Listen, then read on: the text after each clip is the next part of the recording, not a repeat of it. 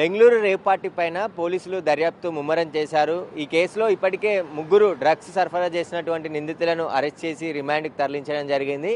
ఇక ఈ పార్టీకి యువతులు ఎక్కువ మందిగా వచ్చినట్టు పోలీసులు గుర్తించారు. అందులో హైదరాబాద్కి చెందిన అమ్మాయిలే ఎక్కువగా ఉన్నట్టు పోలీసులు గుర్తించారు. కాబట్టి వారందరూ కూడా సినిమా ఇండస్ట్రీకి సంబంధించిన వారా లేదంటే జూనియర్ ఆర్టిస్టులుగా కొంతమంది ఉన్నట్టు పోలీసులు అనుమానిస్తున్నారు. కాబట్టి నటి హేమ అక్కడ పట్టుబడింది కాబట్టి ఆమెనే వీళ్ళందరినీ ఆర్గనైజ్ చేసి బెంగళూరుకు తీసుకెళ్లిందా, హేమకి వీరితో ఉన్న సంబంధాలపైన కూడా బెంగళూరు పోలీసులు ఆరా తీస్తున్నారు.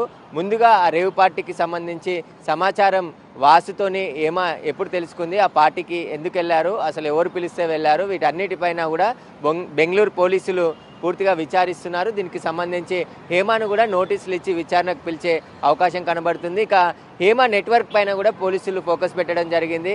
ఇలాంటి రేవ్ పార్టీలకు గతంలో ఎవరు నిర్వహించారు, ఇప్పుడు నిర్వహించిన పార్టీకి వచ్చిన అమ్మాయిల లిస్టును అంతా కూడా పోలీసుల దగ్గర ఉంది. కాబట్టి అందులో కొంతమంది డ్రగ్స్ తీసుకున్నట్టు కూడా నిర్ధారణ అయింది. కాబట్టి వారందరినీ కూడా నోటీసులు ఇచ్చి ఒక్కొక్కరినిగా విచారించనున్నారు. విచారించిన అనంతరం వారిని రీహాబిలిటేషన్ సెంటర్కి పంపిస్తారా లేదంటే కేసులు నమోదు చేసి జైలుకి పంపిస్తారా అనేది కూడా చూడాలి. ఎందుకంటే రేవ్ పార్టీలు అనేది తెలంగాణలో పోలీసులు ఇటు డ్రగ్ కంట్రోల్ పోలీసులతో పాటు లా అండ్ ఆర్డర్ పోలీసులు చాలా వరుసగా రైడ్స్ చేస్తుండటంతో ఈ పార్టీని బెంగళూరుకి షిఫ్ట్ చేసి బెంగళూరులో పార్టీ నిర్వహించారు. కాబట్టి అక్కడ పట్టుబడ్డ వాళ్ళంతా కూడా తెలుగు రాష్ట్రాలకు సంబంధించిన వ్యక్తులే ఉన్నారు. బడా బాబులతో పాటు కొంతమంది రాజకీయ నాయకుల కార్లు అక్కడ లభ్యమయ్యాయి. కాబట్టి వారికి ఉన్న సంబంధాలు ఏంటి, అసలు వీళ్ళందరినీ హేమనే తీసుకెళ్లిందా అమ్మాయిలని, లేదంటే హేమ ద్వారా అక్కడికి వెళ్ళారా అనే దానిపైన ఫ్లైట్ టికెట్లు అదేవిధంగా వీళ్ళు ట్రావెల్ చేసిన వివరాలన్నిటిని కూడా బెంగళూరు పోలీసులు ఆరా తీస్తున్నారు. ఇక హేమని కూడా నోటీసులు ఇచ్చి విచారణకు పిలిచే అవకాశం కనబడుతుంది. ఆమెకు కూడా డ్రగ్ టెస్ట్లో ఆమెకు పాజిటివ్ రావడంతోనే హేమ కూడా డ్రగ్స్ తీసుకున్నట్టు నిర్ధారణ అయింది. కాబట్టి వీటన్నిటిపైన కూడా బెంగళూరు పోలీసులు విచారణ వేగవంతం చేశారు. ఇంకా ఈ కేసుకు సంబంధించిన వివరాలన్నిటిని కూడా పరిశీలిస్తున్నారు. పోలీసులను కూడా ఈ కేసులో 3 పోలీసు అధికారులని అక్కడున్న బెంగళూరు కమిషనర్ దయానంద్ సస్పెండ్ చేయడం జరిగింది. వాళ్ళ నిర్లక్ష్యం అక్కడ స్పష్టంగా తేలింది. విచారణలో కూడా వారికి పార్టీ జరుగుతుందని తెలిసి కూడా వారు ఎలాంటి చర్యలు తీసుకోలేదని చెప్పేసి తేలడంతో వారిని సస్పెండ్ చేయడం జరిగింది. ఇక హేమ మొదట నేను హైదరాబాద్లోనే ఉన్నాను, నేను ఏ పార్టీకి వెళ్ళలేదు అని చెప్పేసి ఒక వీడియో రిలీజ్ చేసింది.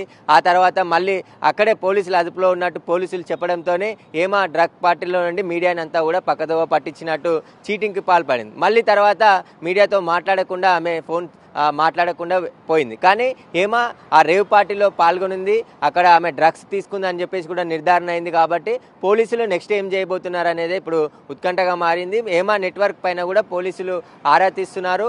ఈ జూనియర్ ఆర్టిస్టులకు సంబంధించి అమ్మాయిలు ఆ హేమనే కాంటాక్ట్ అయ్యి తీసుకెళ్లిందా, ఎలా ఫ్లైట్లో వెళ్ళారా, వీళ్ళు రోడ్డు మార్గాన వెళ్ళారా అనే దానిపైన కూడా పోలీసులు ఆరా తీస్తున్నారు. ఎవరి కోసం ఈ అమ్మాయిలందరినీ కూడా రేవ్ పార్టీకి తీసుకెళ్లారు, ఎవరికైనా కావాలని తీసుకెళ్లారా లేదంటే వీళ్ళతో పాటు వాళ్ళ ఫ్రెండ్స్ ఉంటే అక్కడికి వెళ్ళారా, వీటన్నిటిపైన కూడా విచారణ జరుపుతున్నారు బెంగళూరు పోలీసులు. ఈ పార్టీలో పాల్గొన్న అందరి దగ్గరకు సంబంధించిన లిస్ట్ ఉంది ఆల్రెడీ బెంగళూరు పోలీసుల దగ్గర. సీసీ ఫుటేజ్ అదేవిధంగా అక్కడ రెడ్ హ్యాండెడ్గా పట్టుకున్నారు. కాబట్టి వారందరికి కూడా ఇప్పుడు నోటీసులు ఇచ్చి ఎవరైతే డ్రగ్ టెస్ట్లో పాజిటివ్ వచ్చిందో వారందరినీ కూడా నోటీసులు ఇచ్చి ఒక్కొక్కరిని పిలిచి విచారించబోతున్నారు. ఎప్పటి నుండి వీళ్ళు డ్రగ్స్ వాడుతున్నారు, ఎవరెవరి ద్వారా వీళ్ళకి సప్లై జరుగుతుంది, ఈ సప్లైదారులను కూడా గుర్తించే పనిలో ఉన్నారు. ఇంకా టోటల్ డ్రగ్ నెట్వర్క్ని కూడా పట్టుకునే పనిలో బెంగళూరు పోలీసులో ఉన్నారు. ఎందుకంటే రేవ్ పార్టీలు అనేది ఎక్కడ కూడా పర్మిషన్లు ఉండవు, అనుమతులు ఉండవు. ఇలాంటి రేవ్ పార్టీలు అనేది కఠిన చర్యలు తీసుకుంటామని పోలీసులు చెప్తున్నప్పటికీ కూడా బెంగళూరు రిసార్ట్స్లో ఇలాంటి రేవ్ పార్టీని ఆర్గనైజ్ చేసి ఈ హైదరాబాద్కి చెందిన యువతులను ఎందుకు తీసుకెళ్లారు, ఎవరి ద్వారా తీసుకెళ్లారు అనే దానిపైన పోలీసులు అయితే దర్యాప్తు చేస్తున్నారు. వీరికి సంబంధించి ఎవరెవరు వెళ్ళారు ఇక్కడ నుంచి, హేమతో వాళ్ళు కాంటాక్ట్ అయ్యారా, హేమకు సంబంధించిన వివరాలు కూడా పోలీసులు ఆరా తీస్తున్నారు. వీరికి హేమకి మళ్ళీ ఉన్న సంబంధాలపైన కూడా పోలీసులు ఆరా తీస్తున్నారు.